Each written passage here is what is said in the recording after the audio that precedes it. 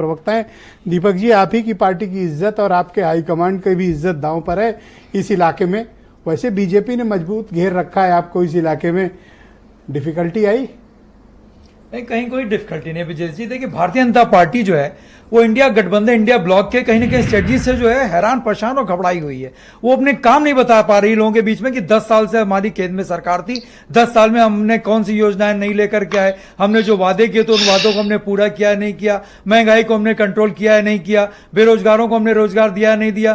तो इसलिए भारतीय जी बार बार कह रहे हैं कि इन्होंने टिकट बदला, क्या किया। अरे ये हमारा विशेषाधिकार है, ये हमारी पार्टी का है। आपने बहुतों का टिकट काट दिया, आपने अपने सिटिंग सांसदों का टिकट काट दिया। तो हम तो समझते हैं कि कहीं ना कहीं आपने जो 10 साल के आपके कई बार के सांसद है, इसके मतलब कि वो आपके कामों पे खरे नहीं उतरे, इसलिए आपने उनका टिकट काट दिया। तो ये लोग जो है हमारे टिकट बदलने, टिकट वो करने के लिए ये हमारी स्ट्रेटजी को समझ नहीं पा रहे हैं, इसलिए बहुत ज्यादा हैरान परेशान है। और तो आपके मुताबिक कौन सा मुद्दा अधिक चल रहा है, हिंदुत्व वाला, राष्ट्रवाद वाला?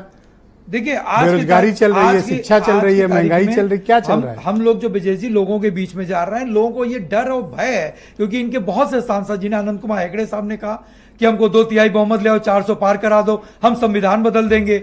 अभी आपने देखा होगा कि मोहन भागवत जी को सफाई देनी पड़ रही है। अरे आप सफाई कौन संविधान बदले दे रहा है? आप तो जैसे माहौल, संविधान कहां बदल जाएगा? संविधान पे इनके जो सांसद 6 बार के सांसद हैं, अरे उन्होंने, अनंत कुमार हेगड़े साहब ने कहा था या नहीं कहा था? इन्हीं के बहुत से सिटिंग एमपीज ने कहा कि हम संविधान बदल देंगे, लेकिन लोगों में जो है जो मैसेज था वो स्प्रेड हो गया क्या कि बदल देंगे। संविधान बदल नहीं सकते ये। लेकिन अब हम लोग जाकर के लोगों को समझाने का काम करते हैं, भारतीय जनता पार्टी के लोग भी जाके समझाने का काम करते होंगे, लेकिन ये बातें जो है ये बहुत तेजी से स्प्रेड हो चुकी हैं कि आरक्षण खत्म कर देंगे। मोहन भागवत साहब ने पहले कहा था, उसके बाद अरे अभी तो मैं एक जगह था तो उन्होंने कहा कि संविधान को एक कुएं में फेंक देंगे।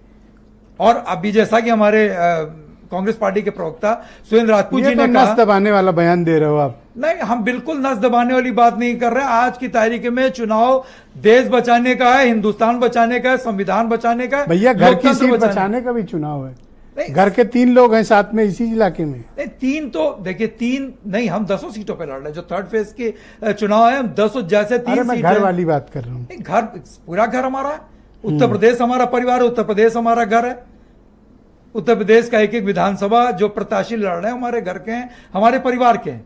और जैसा कि अभी सुरेंद्र भाई साहब ने कहा, सुरेंद्र राजपूत जी ने कहा कि अयोध्या गए थे, मुझे आने में 5-7 मिनट इसीलिए देर हो गया क्योंकि मैं भी अमेठी से आ रहा हूँ।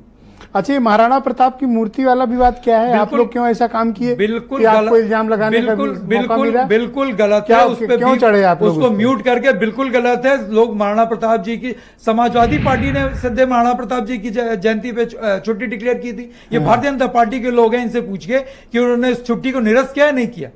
समाजवादी पार्टी के लोग ऐसा कतई नहीं कर सकते। आपने देखा होगा कि उसको बीप करके, उसको म्यूट करके इन लोगों ने किस तरीके से, और अभी आपने देखा होगा, उस ऑडियो की तरफ में नहीं जाना चाहता, एक वीडियो में खुलेआम जो है गंदी गंदी गालियां, अपशब्द का इस्तेमाल किया। उनके खिलाफ क्या कार्रवाई की? उनके खिलाफ क्या कार्रवाई की? उस पर भी कार्रवाई होनी चाहिए। बिल्कुल ठीक कह रहे हैं, उस पर कार्रवाई होनी चाहिए। लेकिन आपके लोगों ने ऐसा क्यों किया? आपके लोग क्यों जड़े मूर्ति पे? नहीं, हमारे देखिए, हमारे लोगों ने कभी सर उठ, तो बल्कि महाराणा प्रताप जी मैं आऊंगा, दिखवा दूंगा सर, आप वीडियो रेडी रखना। महाराणा ये बोलने जरा जिंदाबाद का नारा लगा रहे थे, और मैं तो समझता हूं कि उसके बाद वीडियो फुटेज निकाल करके कई लोगों को उन्होंने जेल में भेजने का काम किया, उनको डिटेन किया। लेकिन मैं पूछना चाहता हूं कि जो भारतीय जनता पार्टी का कार्यकर्ता, इतने, मैं आपके सम्मानित चैनल पे उन शब्दों को मैं कह भी नहीं सकता जिन शब्दों का उसने इस्तेमाल किया, क्या कार्रवाई हुई? उसमें भी तो वीडियो अच्छा, कुछ लोग ये कह रहे हैं कि तीसरे फेज में चूंकि आपके समाजवादी पार्टी के हाईकमांड की फैमिली की 3-3 सीटें हैं, तो कुछ लोग ऐसा कहते हैं कि बीजेपी ने ऐसी रणनीति बनाई कि आप लोग इसी फेज में फंसे रह गए और आधा चुनाव निकल गया। बीजेपी की सारी रणनीति फेल हो चुकी है। और मैं बार बार कह रहा हूं विजय जी, कोई हमारा, क्या अखिलेश यादव जी अन्य जगहों पे प्रचार करने नहीं जा रहे? बाकी लोग नहीं निकल पा रहे ना, जैसे शिवपाल यादव नहीं निकल पा रहे। नहीं, शिवपाल जी भी जा रहे हैं। शिवपाल जी मैनपुरी में है, मतलब उसी इलाके में फंस गए हैं। अब कल के बाद देखिएगा, कल के बाद फिर देखिए फेज वाइज जो है लोग प्रचार कर रहे हैं, और ऐसा नहीं कि कोई निकल नहीं रहा, कोई जा नहीं रहा। आप भारतीय जनता पार्टी के लिए मैं कहना चाहता हूं, इनके सिर्फ एक शाह और एक शहनशाह के अलावा और थोड़े बहुत आदरणीय राजनाथ सिंह जी जो गेस्ट अपीयरेंस के रूप में आते हैं, और कहीं उसके बाद बताइए क्या नया है भारतीय जनता पार्टी में? कौन जो है प्रचार कर रहा है भारतीय जनता पार्टी का? आप बता दिए, एक शाह और शहनशाह के अलावा कोई तीसरा आदमी आपको प्रचार करता दिख जाए तो आप बताइए। थोड़ा बहुत राजनाथ जी दिख जाते हैं कि कहीं ना कहीं से गेस्ट अपीयरेंस में, या दोनों डिप्टी सीएम इतना घूम रहे हैं, बीजेपी के मंत्री इतना घूम रहे हैं, आपको नहीं दिखते? अरे डिप्टी आप नहीं देखना चाहते हो तो अलग बात है, क्यों देखेंगे? लोकल वाले जानते हैं, जो सुरेंद्र जी बता रहे थे। अगर ये काम करके लोगों के बीच में जाते हैं तो वो भी देखते, हम भी देखते। ये झूठ बोल करके उस टाइम भी देखिए, मैं बार बार कहता हूं ये सरकार जुमलेबाजी से आई थी और अपनी फेक गारंटी से जा रही है। बहुत शुक्रिया आपका, मैं इस पर चर्चा को आगे